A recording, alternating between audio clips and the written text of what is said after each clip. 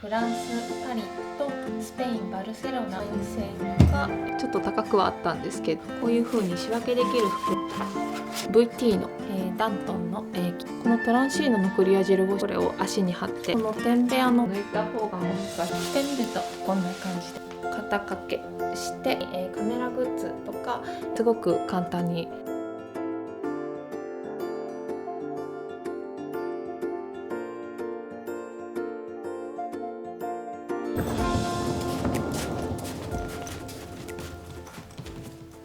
皆さんこんにちは、タソです。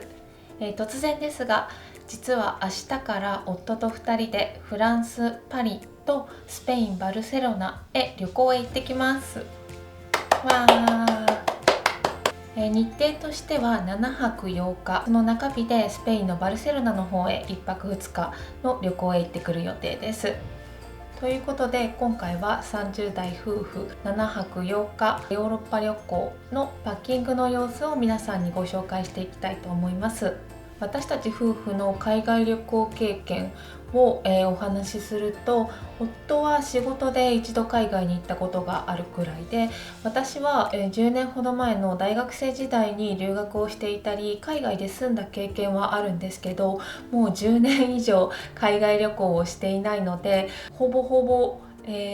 記憶がない。当時はネットが使えないっていうことがもう大前提だったので、この10年でもう本当にいろいろ変わって、旅行で準備するものとかも変わってきたので、ほぼほぼ素人状態なので、今回はいろんな人のパッキング動画を参考にしながら、これ良さそうだねって思ったものを夫婦2人で選んでいろいろ買い集めて準備してきました。ちょっと心配性な夫婦ということで荷物も多めではありますが、きっとこれから海外旅行を考えている方にも参考になるアイテムとかもご紹介できるかと思うので、ぜひ最後までご覧ください。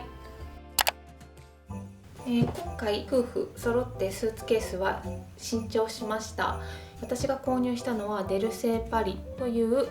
ブランドのスーツケースになります。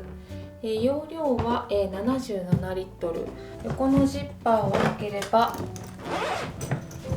最大でさらに8リットル、追加できる、拡張できるタイプになります。私がデルセーパリのスーツケースを選んだ理由は、まず軽いっていうところと、あとは、デザイン性が、シンプルでどんな旅でも使いやすそうだなというふうに思ったところ、ロゴも可愛いところが気に入りました。旅行で使うのは、この旅が初めてなので、実際に使ってみた感想はまた旅行後に、お伝えしたいなと思うんですが、すごく軽いし動きもスムーズなので使いやすいんじゃないかなと、期待しています。中の構造はよくあるタイプで、こちらがバンドっていうんですかね、で留めるタイプ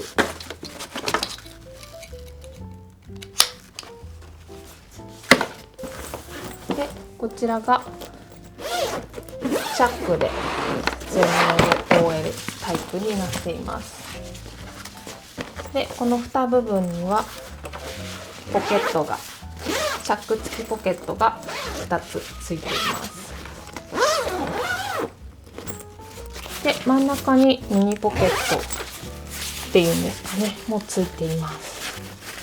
なんかちっちゃいポケットもあります。そして夫が購入したのがフリークエンターというブランドのスーツケースです。これは容量がかなり大きくて98リットルだったかな、なのでかなり大きなサイズになっています。夫がこのスーツケースに決めた理由は、まずこの98リットルっていう容量にもかかわらず、すっごく、ケースが軽いんですね。確かこれで 4.4kg とかぐらいしかないので、大きい割には持ち運びが楽っていうところそしてフリークエンターの売りがその静音性らしいんですけど、本当にすごく静かです。スーツケースって結構ガラガラ音がちょっとストレスだったりとかするかと思うんですけど、このスーツケースはすごく動きが滑らかで静かなので、移動中のそのローラーのうるささによるストレスが、すごく減りそうです。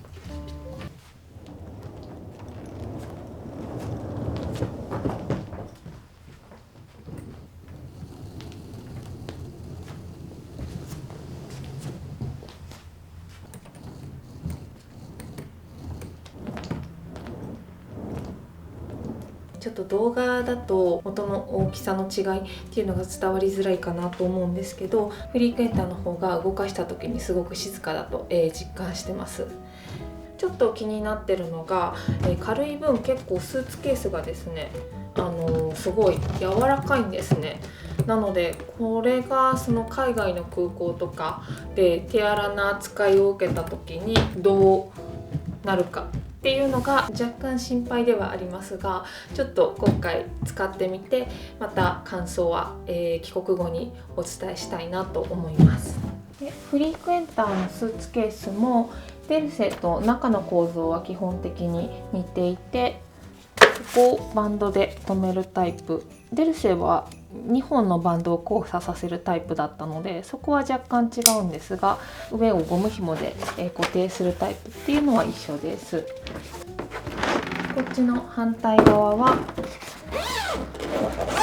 ャップ付きの蓋ができるようになっています。ここメッシュなので中は見えるようになってますね。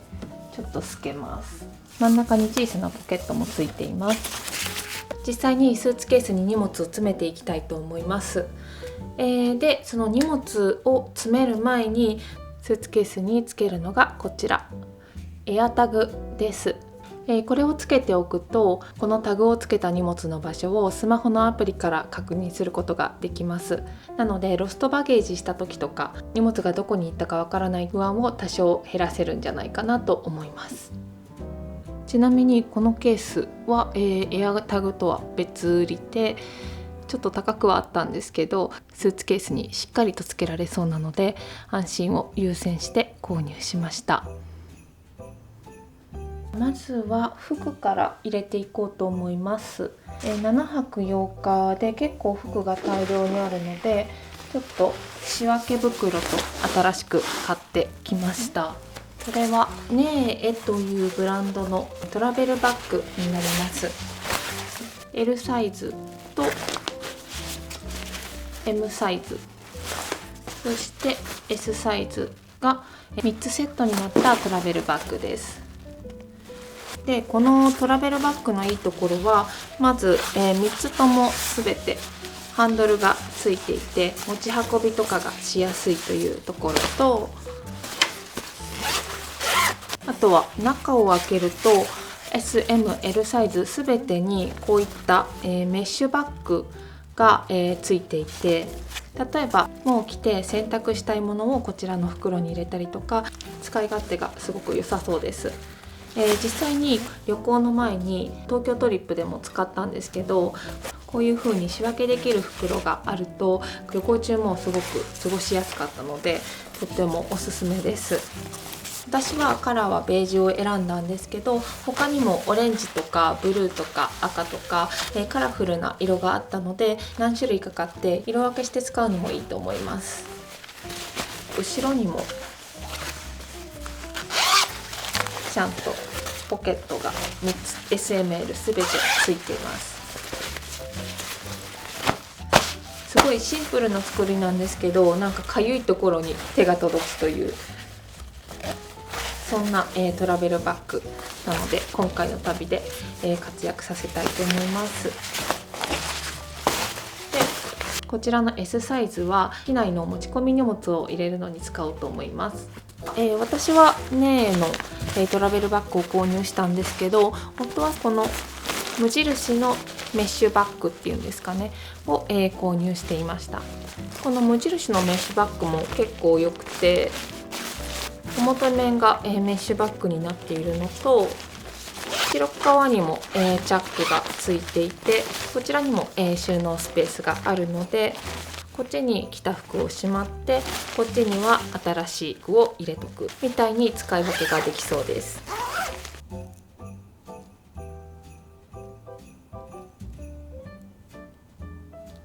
もう一つ服をしまうのに購入したのが、こちらの圧縮袋です。この圧縮袋は 3COINS で購入しています。サイズが、3種類あって、これが一番大きいサイズ、これが、2枚入ってます。あとは、中サイズと小サイズが1枚ずつ入ったセットになっています。口を閉じて手で丸めていくことで圧縮できるような袋になっているので、簡単に、服を圧縮してしまうことができます。行きはスーツケースにも余裕があるので、圧縮はせずただの、仕分け袋として使おうと思います。夫はこれに、肌着とかを入れて、3COINS の圧縮袋に服を仕分けて持っていくようです。ここから実際に持っていく服を詰めていこうと思います。で、パリとバルセロナに行くので、できれば旅先でもおしゃれはしたいんですけど、我々旅行に慣れていない海外旅行初心者夫婦なので、今回はなるべく動きやすい、快適に旅行がしやすい服装をテーマにして服を選びました。基本はもうジーパンと、あともう11月末から12月頭で寒いと思うのでニットを、複数枚持っていくっていうような、格好を考えています。ニットは下に肌着を着るので 2,3 日2回3回は、着回せると思うので、3、4枚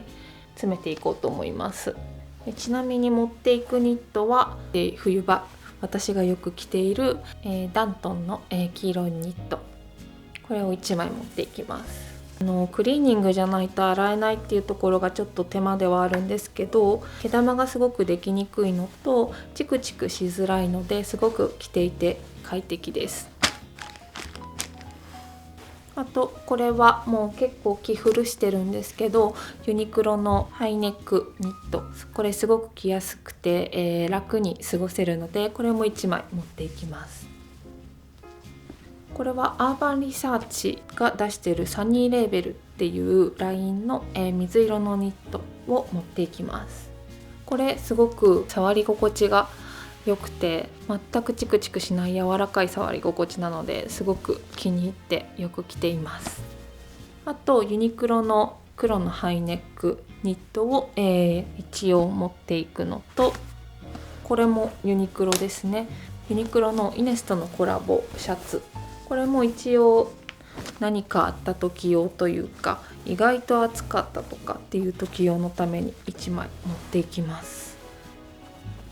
襟元も、ちょっとフリルがあって可愛くて、ちょっとクラシカルに見えるので、ちょっときちんとした、格好をしたいなっていう場面で着れるんじゃないかなと思ってます。あとはジーパンを、3本ほど持っていこうと思ってます。一つは、ヤヌークのジーパン、ユニクロの、ハイウエストなジーンズを一つ、あとは、ちょっと色違いの、薄いペールブルーの、ジーンズを3つ持っていきます。で最後に、スカートがこのコットンギャザースカート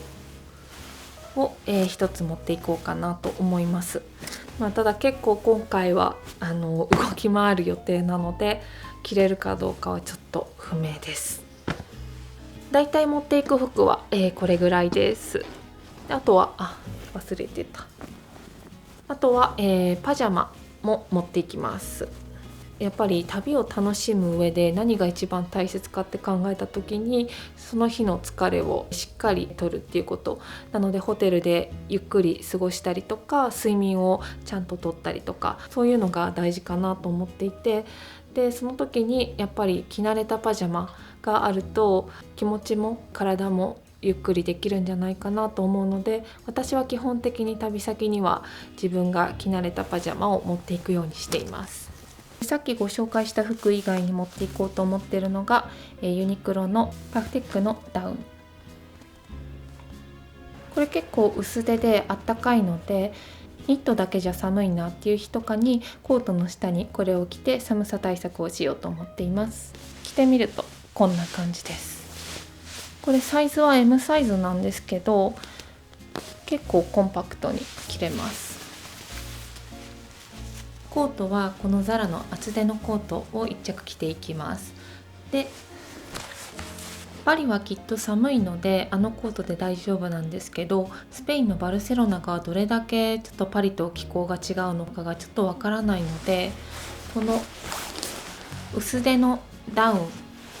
も1着持っていこうと思います。先ほどのコートよりは薄いので、そこまで寒くない時に、着るのにいいかなと思っています。これは、圧縮袋に入れてスーツケースの中に入れていこうと思ってます。それ以外の防寒具としては、マフラーと手袋も持っていきます。そして、キャップも一応持っていきます。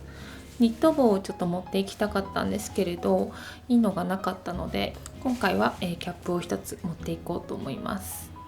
余った圧縮袋も旅行先で使えたりとか、帰国時の荷物まとめに使えたりするかもしれないので一緒に持っていきます。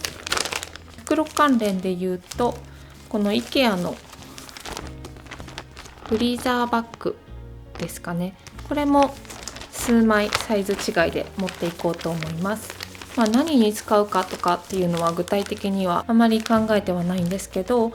例えば濡れたものを、急いでスーツケースに入れなきゃいけないとか、そういう時に使えるんじゃないかなと思います。こんな感じですね。あとこれは念のために購入したんですけれども、南京錠付きのコード。これはカフェとかで休憩するっていう時に荷物が取られにくいように、カフェの例えばテーブルとか椅子とかとつなげておくとかって感じで使うように購入しました。これはちょっと使うかどうかはわからないんですけど、一応念のため、持っていこうと思います。あと折りたたみ傘も念のため一応持っていきます。続いてご紹介するのが、スキンケアお風呂グッズですね。お風呂グッズは無印で購入したこのトラベルポーチに入れていこうと思っています。中に仕切りですとかポケットがたくさんあって、こまごましたものをしまうのにとっても使いやすそうなくくりになっています。で、ここにフックがあるので、こうやって何かに引っ掛けてお風呂タイムの時にかけておくこともできます。あと後ろにもポケットがあります。これに、シャンプーとコンディショナーを家で使っているものを詰め替えたものを持っていきます。ヨーロッパは香水で留学中も結構髪がパサついた記憶があるので、このシャンプーとコンディショナーが香水に合うかどうかはちょっとわからないんですけど、慣れたものを使おうかなと思って詰め替えました。ちなみにこの容器も無印で購入しました。で、あとは、化粧落とし。化粧落としは東京トリップの時に使っている石器製のクレンジングオイルを持っていきます。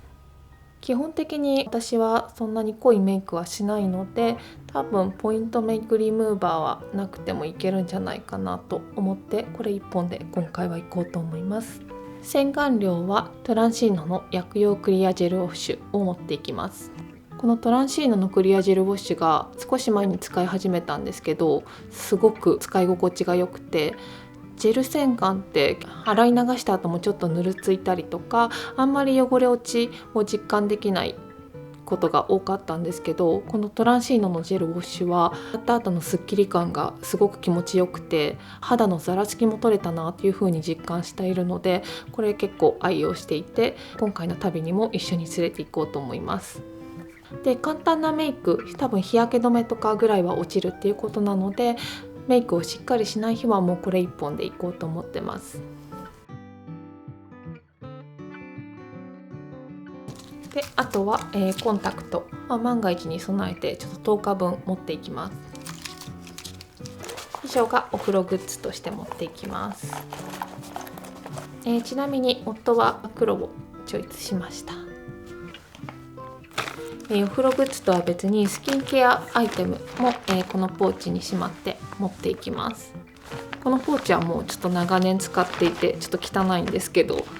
多分ブランドとか特に何もない普通にどっかで買ったポーチなんですけど、まず、VT の、フェイスマスクを持っていきます。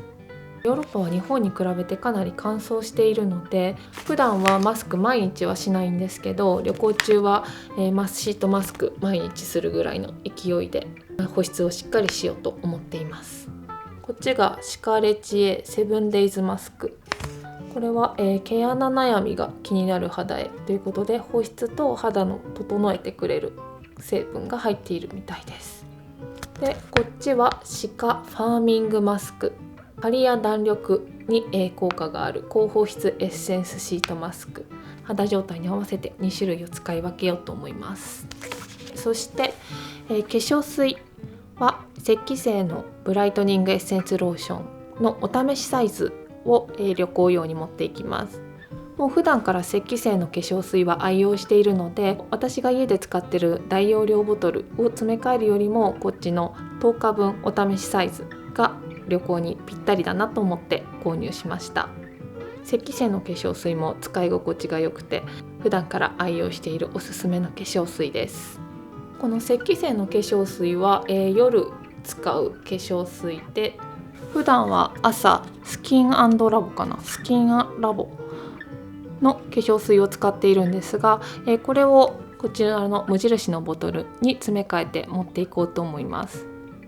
化粧水全然1種類で多分いいと思うんですけど、やっぱり普段通りのスキンケアをすることで揺らぎにくくなるだろうなって思うし、何より旅行中やっぱりなるべくストレスを減らしたいので、スキンケア類は結構しっかり持っていって、いつも通りのスキンケアルーティンをして、旅行を楽しく過ごしたいなと思っています。なので私が今回持っていくスキンケアはかなり、量が多いです。で、美容液も、スキン&ラボのものをもうこのまま持っていってしまいます。これも、スキン&ラブのアイクリームを持っていきます。ヘアケアアイテムとしてスキン&ヘアの、オークリームを持っていきます。普段はこのヘアミルクを家で使っているんですが、これはガラス容器なのと結構サイズが大きいので、今回はこちらのオークリームを持っていきます。これボディにもハンドにも使えるので、いろんなところで使えてすごく便利です。私の髪質にもすごく合っていて、ヘアアイテムはオースキン&ヘアでいいかなと思ってるぐらい愛用しています。これでスキンケアアイテムの準備は終わりました。あとは細々したものになってくるんですが、これは、ウェットティッシュやティッシュ、あとハンドクリームとマスクなどを、一応念のため持っていきます。ウェットティッシュあると便利っていう風にパッキング動画でご紹介している方がいたのと、確かに便利だなと思ったので、いくつか手持ちも、ホテルで使う用も持っていこうと思います。これは、ネットで買ったんですけど、折りたたみタイプのボストンバッグです。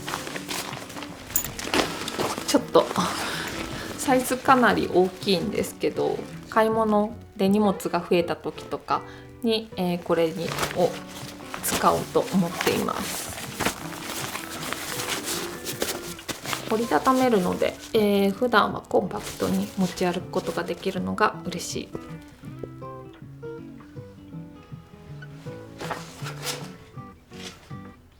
次にご紹介するのが洗濯アイテムですね。7泊8日で結構長いので、下着類とか肌着類はもう途中で洗濯して、干して使い回そうと思っているので、このアタックのどこでも洗濯っていうものを、買ってみました。これを、ホテルで使ってみたいなと思います。洗濯するには干すアイテムも必要なので、この4個セットのハンガーも購入しました。これこんな風にコンパクトに折りたためるんですけど、洗濯バサミが2つついているのと、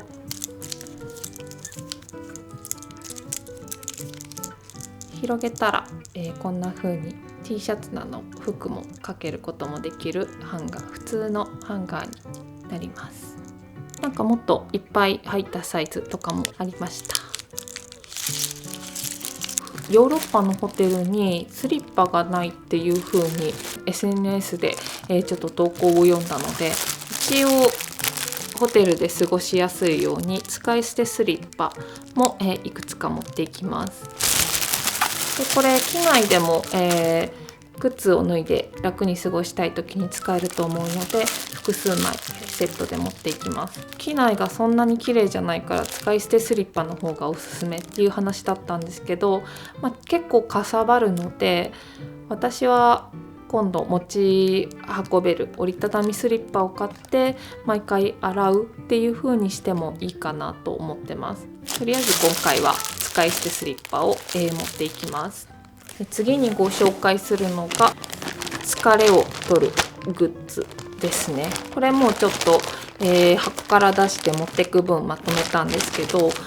旅行中結構スケジュールがタイトでかなり歩くので疲れがたまるかなと思ってます。で我々夫婦普段からそんなに運動をしっかりする夫婦じゃないので、体力があんまりないんじゃないかなと思って、しっかり夜ホテルで休む時に、疲れをちゃんと取れるようにいくつかアイテムを持っていこうと思ってます。でまず1つ目は休息時間。これを足に貼って足の疲れを癒したいと思います。小島春菜さんが旅行に持ってっているというのを、聞きつけて、それじゃあという思って買いました。そして、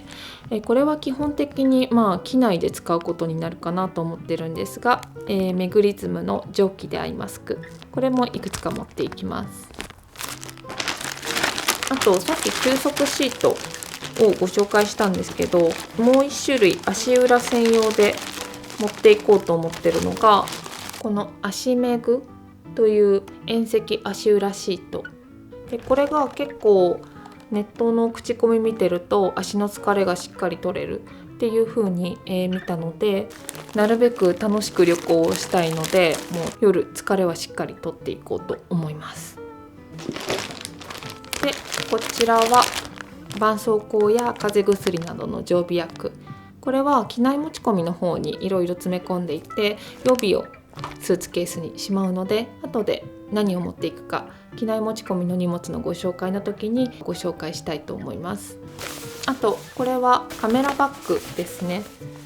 街歩きの時とかにこれにカメラを入れて、一応ストラップでカメラ持つんですけど、この中にカメラを収めて、雨がもし急に降ってきたとしてもある程度濡れないように保護できるように持っていきます。結構生地がふかふかしててしっかりカメラを守れそうなのと、中もいくつかサイズ違いのポケットがあって、バッテリーとかも持ち歩くのにすごく良さそうです。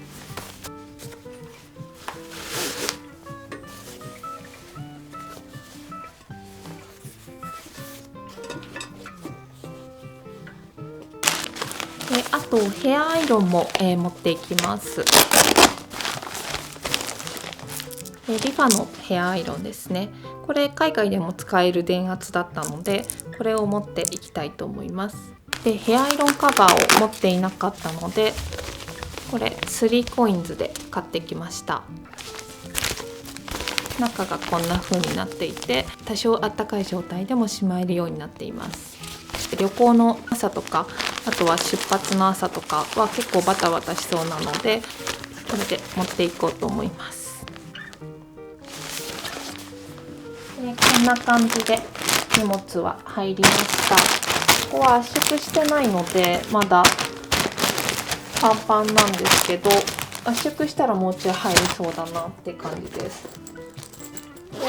ちらも多少空間ゆとりがあるのでお土産を買ってしまうこともできるかなと思ってます。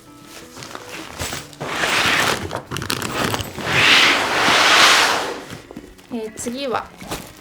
機内持ち込み品、手荷物品をご紹介していきます。機内持ち込みのバッグはこのテンベアのバッグを持っていこうと思います。大容量なので、これが使いやすいかなと思ってます。でこれ口は閉じないので、これは全体的に荷物をまとめるバッグとして使う予定で、中に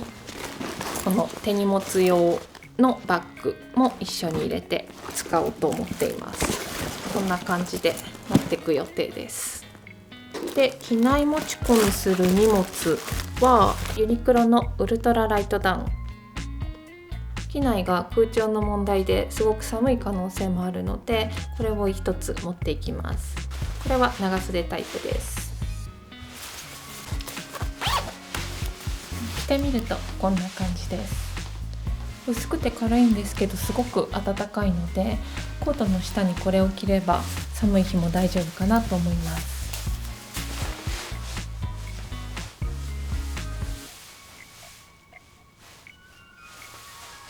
あとネックピローですね。空気で膨らませて使います。こんな感じで、潰れた状態になっていて、ここにから口を使って空気を注入すれば、すぐに膨らむそうです。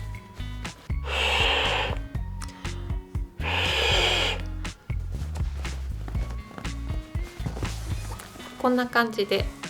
H 型になっていて、こんな感じですね。ちょっと空気を抜いた方がもしかしたら寝やすいかもしれないです。パンパンに詰めるよりも。でちゃんと落とさないように紐がついてます。これで機内を快適に過ごしたいと思います。でこれはちょっと使うかどうかわからないんですけど、一応フードもついていて、このネックピローにボタンで留めることができるので、これをかぶって寝ることもできるそうです。こんな感じで使うかな。ちょっと試してみます。あとこれは夫が愛用しているリュックのピークデザインという、ブランドの収納バッグっていうんですかね、トラベルバッグなのかな。これに、1日分の、肌着とか下着とか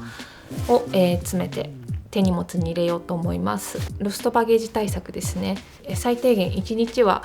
過ごせるようにということで、着替えをここに入れて機内持ち込みしたいと思います。このピークデザインの、バッグもすごく生地がしっかりしていて、裏にもポケットがあって、さらにこのサイドをチャックで開くと拡張して、もう少しだけ多く入れることもできます。ピークデザイン。このピークデザインのすごいところは、夫曰く永久保証が製品についているらしく、製品を使っている中で破損とか劣化が起きた時は交換を対応してくれるそうです。その破損状況とかによって対応は若干変わってくるとは思うんですけど、夫は以前愛用していたバッグがもうちょっと使えないほどボロボロになった時に新品と交換してもらってました。なので本体自体は結構いいお値段するんですけど、永久的に新しいものと交換して使えるっていう風に考えるとお安い買い物だなと思います。あとこれは使うかどうかわからないんですけど、私の両親から借りたポケトーク一応夫婦2人とも英語である程度コミュニケーションは取れるのと、私がフランス語を若干話せるのでパリはなんとか乗り切れるかなと思うんですけど、スペイン語はほぼ全くできないので、ちょっとメニューとか悩んだ時とか店員さんに質問したい時とかに、使えるんじゃないかなと思って念のため持っていきます。そして、先ほどご紹介したネーのトラベルポーチに機内持ち込みする常備薬をしまっていこうと思います。風邪薬ですね、ルルを持っていきます。一応荷物検査で質問された時とかに答えられるように説明書も一緒に持っていきます。胃薬スクラート持っていきます。これは頭痛の時とか用に、バファリンを持っていきます。これはもう、胃腸薬ではあるんですけれども、せいろがんも持っていきます。冷却シートも持っていきます。絆創膏ですね。絆創膏と普段使い慣れた湿布、肩こりとか腰痛に効く貼り薬だそうで、血流を良くしてくれて肩こり腰痛を和らげてくれるそうです。あと機内は乾燥して、喉を痛めそうなのでマスクも、数枚持っていきます。さっきもご紹介したホットアイマスクも入れていきます。で続いて機内に持ち込むスキンケアグッズをご紹介します。このポーチは、高原堂のポーチで母からもらいました。朝出発するのでもうメイクはせずにそのまますっぴんで行こうと思ってます。なので機内で寝る前に保湿だけしっかりしたいなと思っていて、このイハダの薬用ローションと、薬用ナイトパックナイトバームを、持っていきます。これで保湿をしてこっちで蓋をするっていう感じでスキンケアしようと思ってます。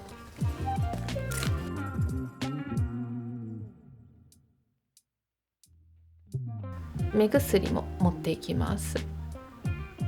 機内持ち込みするスキンケアはこれぐらいです。あと日常的に使ってるポーチに、いくつか詰めて持っていくのが、まず、ミニ香水ですね。韓国のタンバリンズの香水を入れていきます。香りはボールドシトラス。さっぱりしてるんですけど結構しっかり香水感のある香りです。最近ちょっと、手荒れがひどくて、皮膚科でもらってきた手荒れ用のクリームも持って、リップクリームも持っていきます。アンレーベルの V モイスト UV リップクリームです。紫外線対策にも使えておすすめです。あと、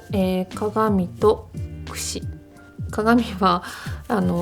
すっごい汚くて恥ずかしいんですけど、中学生の時に京都へ修学旅行に来た時にお土産で買った鏡を未だに使ってます。この櫛は東南アジアのお土産でいただいたものだと思います。あとは、リップですね。これはケイトのリップモンスターの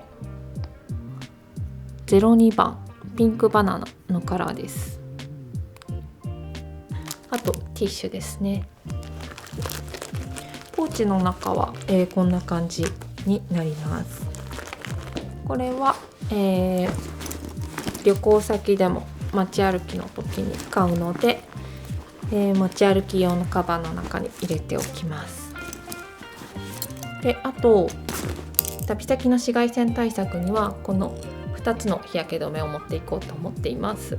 メラノ CC のディープデイケア UV 乳液とサンカットのプロテクト UV スプレーの2つで、これを朝メイクする時に使って、日中はこっちのスプレータイプで手軽に紫外線対策しようと思います。スプレー缶は機内持ち込みできるっていう風にネットでは見たんですけど、もし募集されたらご報告いたします。そして充電器類なんですが、まずは、携帯の充電器。これは夫も私もそれぞれ持っていきます。これはアンカーの充電器なんですけど、これでカメラも充電できるしパソコンも充電できます。アンカーのモバイルバッテリーも持っていきます。電池の残量が一目でわかるし、このコード部分が持ち手にもなるのですごく持ち運びしやすいです。あとこれがこのままコンセントに挿せるので一応、充電器としても使えます。そしてフランスもスペインも日本とコンセントの形が違うので、このコンセントの変換プラグっていうんですかね、変換プラグを持っていきます。ただこれはコンセントの形を合わせるだけで変圧はしてくれないので、フランス、スペインそれぞれの電圧に合った、電子機器しか、つなげないので注意が必要です。こんな感じで、いろんな国の、コンセントの形に対応できるやつなので、これ一つを持っとくといろんな国を旅するのに便利みたいです。100均で買ったこのアダプターの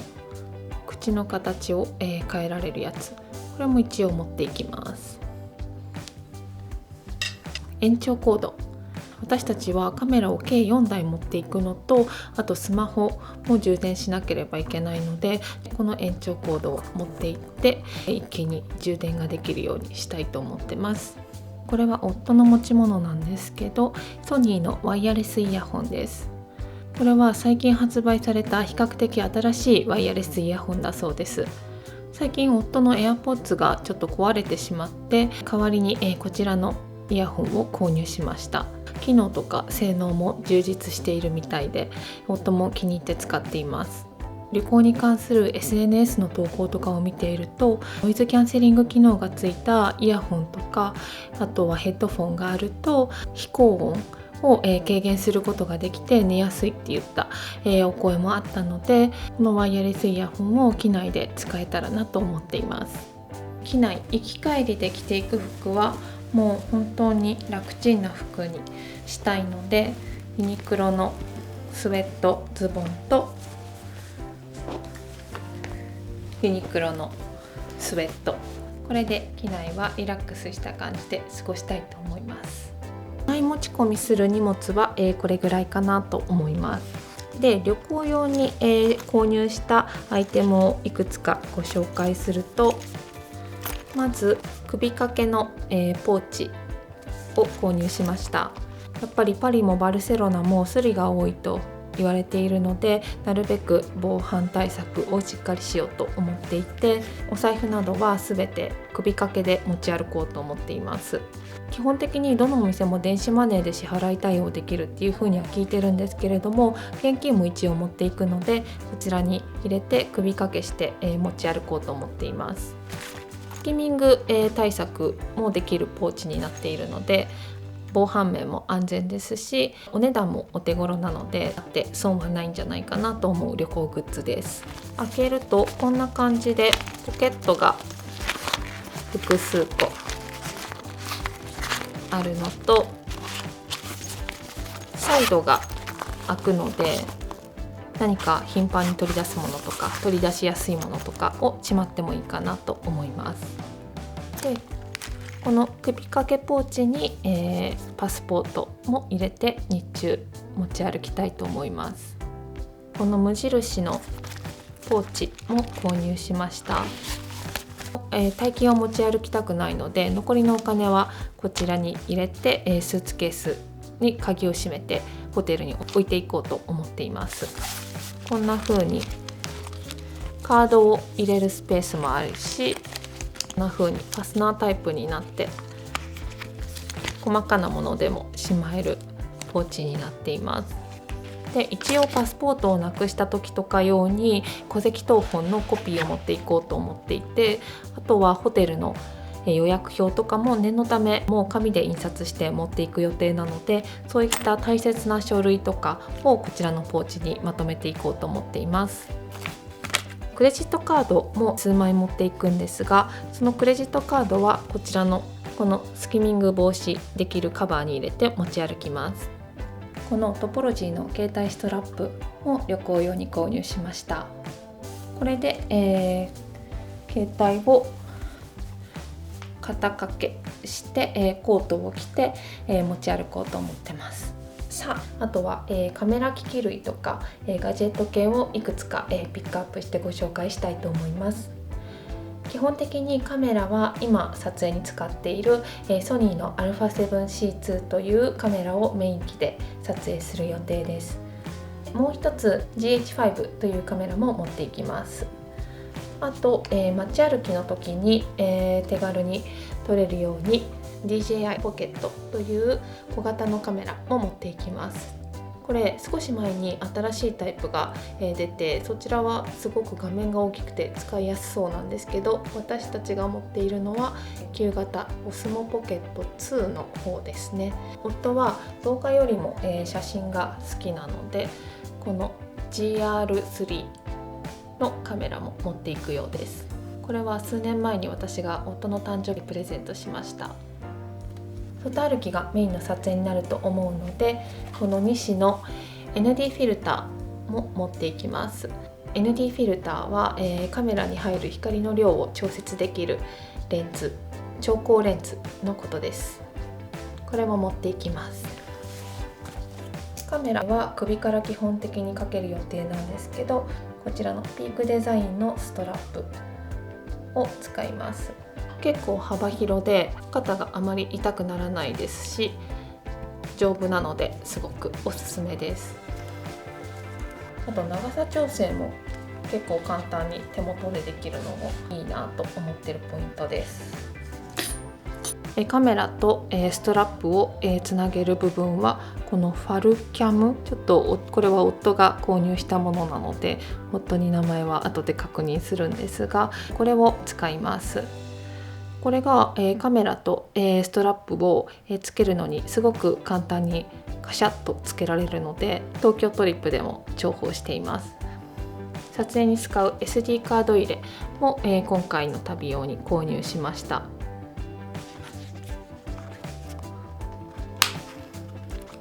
これに撮影したデータを入れてなくさないように持ち歩きたいと思います。以上がカメラ機器類などのご紹介でした。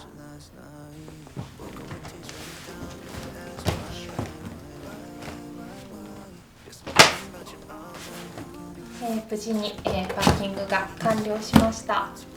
これで明日からパリ・バルセロナ7泊8日の旅を楽しんでいきたいと思います。パリとバルセロナの旅行の様子もこの YouTube チャンネルでお届けしていく予定です。皆さんが一緒に旅しているような気分になれるように、あとは今のパリとかバルセロナの旅行事情とかお役立ち情報とかも、いっぱいお届けできるようにいっぱい楽しんでたくさん記録してこようと思っているので、ぜひ楽しみにしていてください。それでは今回の動画はここまでです。最後までご覧いただきありがとうございました。タソでした。Broken record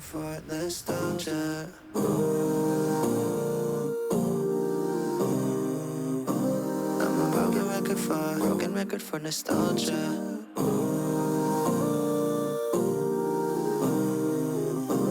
I'm a broken record for nostalgia.